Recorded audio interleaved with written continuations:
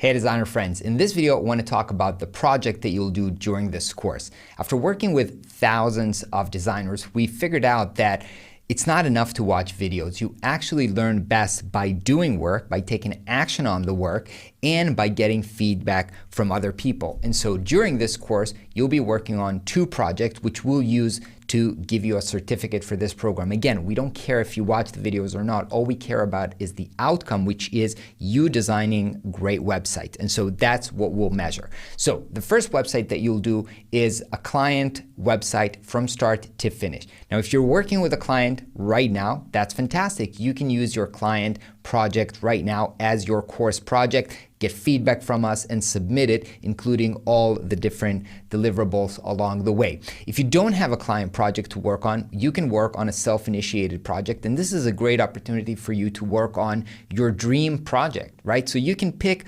whatever company you dream to work on, and you'll use that project later on in your portfolio. So you can pick that. You can either pick an organization that you care about their mission or you want to volunteer on helping them, or if they're just a local business that you like and you want to support, you can use that business as your project. And at the end of the course, you can just gift them the project and perhaps they'll even find that valuable and maybe even use it. And that can be a great way for you to start gaining experience and broaden your network. So that can be an additional value in doing this project.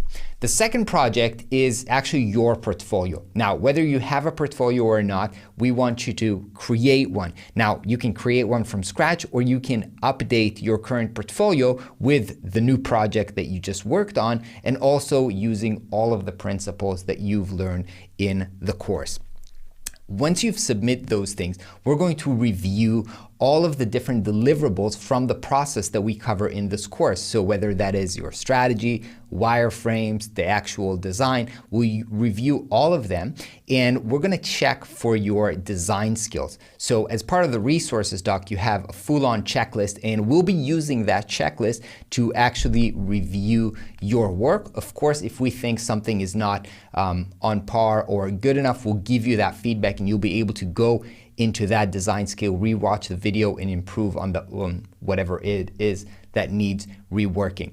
Now, development is not required for these projects. This is a design course. This is not a development course. If you want to go ahead and develop your projects, that's fantastic. Obviously, your portfolio should be live and running, but for the client project that you'll be doing, you don't have to develop it. If you want, that's cool. Again, we're not going to be judging development. We're only going to be judging the web design itself.